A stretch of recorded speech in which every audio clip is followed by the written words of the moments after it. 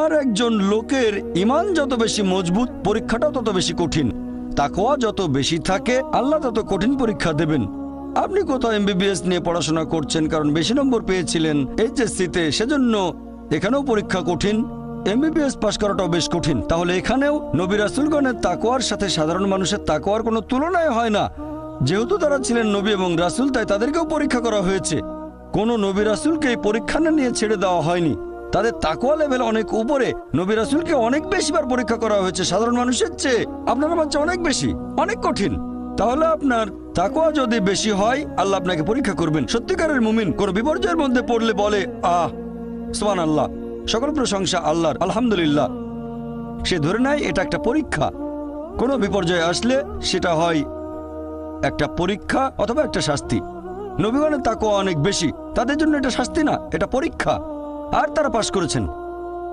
যদি কারো জীবনে কোনো ভালো কিছু ঘটে, সেটা হয় একটা পুরস্কার অথবা পরীক্ষা। সম্পদ হতে পারে পুরস্কার অথবা একটা পরীক্ষা। ভালো কোনো কিছু ঘটলে সেটা হয় পুরস্কার, নয়তো একটা পরীক্ষা। অনেকে আল্লাহর পথ থেকে দূরে সরে যায়, তারপরে বলে আমাকে সম্পদ দাও, আল্লাহর সম্পদ দেন। তারপরে তারা পরীক্ষায় ফেল করে। তাহলে এই পৃথিবীতে তারা তাদের ইচ্ছে মতো আরামায়েশ করে, কিন্তু আখিরাতে শুধু ক্ষতিগ্রস্ত হয়। দান একটা পরীক্ষা, সন্তুষ্ট হওয়া পরীক্ষা, সন্তান সন্ততিও পরীক্ষা। অনেক সময় আমরা মুসলিমরা আল্লাহ তাআলার কাছে অভিযোগ করি যে আল্লাহ, তোমার কাছে এত দোয়া করি তবু তুমি কবুল করো না কেন? আল্লাহ পবিত্র কোরআনে বলেছেন, তোমরা আমাকে ডাকো, আমি তোমাদের ডাকে সাড়া দেব। তবে আমার আপনার ডাকে আল্লাহ সবসময় সাড়া দেন না। পরস্পর বিরোধী মনে হচ্ছে। আল্লাহ বলেছেন আমাকে ডাকো, আমি সাড়া দেব। তবে অনেক সময় দোয়া করছি কিন্তু কবুল হচ্ছে না।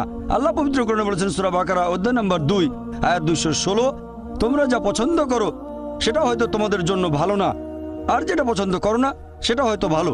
তোমরা এটা জানো না, তবে আল্লাহ জানেন। উদাহরণস্বরূপ, ধরেন একজন তরুণ ছেলে, বয়স হয়তো 20 বছর, সে দোয়া করছে, হে আল্লাহ সুবহানাহু ওয়া তাআলা, একটা বিএমডব্লিউ দিয়ে দাও। জানি না বিএমডব্লিউ নাম শুনেছেন কিনা, বিএমডব্লিউ মোটরসাইকেল। আমি চাই একটা বিএমডব্লিউ মোটরসাইকেল, খুব ভালো মোটরসাইকেল। ছেলেটা দোয়া করলো, আল্লাহ সাড়া দিলেন না। হয়তো আল্লাহ জানেন যে আল্লাহ যদি তাকে মোটরসাইকেল দিতেন, সে অ্যাক্সিডেন্ট করতো, পা ভেঙে ফ্র্যাকচার হতো, পঙ্গু হয়ে পড়ে থাকতো। তাহলে এখানে আল্লাহ সুবহানাহু ওয়া তাআলা তার ডাকে সাড়া দিয়েছেন সাড়া না দেওয়ার মাধ্যমে। আল্লাহ তার ডাকে সাড়া দিয়েছেন সাড়া না দেওয়ার মাধ্যমে। আল্লাহ তাকে মোটরসাইকেল দেননি কারণ সে ভালো বান্দা, সে খুব ভালো মানুষ, সে যা যাচ্ছে তা ভালো হবে না আমি জানি, কিন্তু সে জানে না, তাই আল্লাহ দিচ্ছেন না। এভাবে আল্লাহ সাড়া দিচ্ছেন সাড়া না দেওয়ার মাধ্যমে। আবার কিছু লোকজন আছে, যেমন আল্লাহ বলেছেন পবিত্র কোরআনে সূরা বাকারা অধ্যায় নম্বর 2 আয়াত 15-16, এখানে ভণ্ডদের কথা বলা হচ্ছে। আল্লাহ তাদের রশি দেবেন, তারা বিভ্রান্তের মতো ঘুরে বেড়াবে। তারা সম্পদ চেয়েছে, আল্লাহ দিয়েছেন। অনেকে আছে যারা আল্লাহর সাথে অন্য কাউকে শরীক করে। তারা বলে অনেক সম্পদ চাই, আল্লাহ তাদের সম্পদ দেন। এটা তাদের জন্য আসলে একটা পরীক্ষা। এভাবে তারা নিজেদের কবর খুঁড়ছে। তাই আমরা কখনোই হতাশ হব না। আল্লাহ তাআলা আছেন সব সময়, আল্লাহর উপর সবসময় ভরসা রাখবেন। সেই কারণেই পবিত্র কোরআন অনুযায়ী আত্মহত্যা হারাম। সূরা নিসা অধ্যায় 4, তোমরা নিজেকে হত্যা করো না, আত্মহত্যা করো না, নিশ্চয়ই আল্লাহ পরম দয়ালু, সাহায্য করবেন, তার উপর ভরসা করবেন। যখন কোনো লোক আত্মহত্যা করে তখন মনে হবে সে অকৃতজ্ঞ। সে ভাবছে আল্লাহ আমাকে অনেক বিপদে ফেলেছে, এটা কোনো সুবিচার না, এভাবে বেঁচে থাকার কোনো মানে হয় না, তাই শেষ করে দেব। আল্লাহ পবিত্র কোরআনে বলেছেন সূরা বাকারা অধ্যায় নম্বর 2 আয়াত 286, এটা সূরা বাকারার একেবারে শেষ আয়াত, যে আল্লাহ সুবহানাহু ওয়া তাআলা কারো উপরেই তার সাধ্যের অতিরিক্ত বোঝা চাপিয়ে দেন না।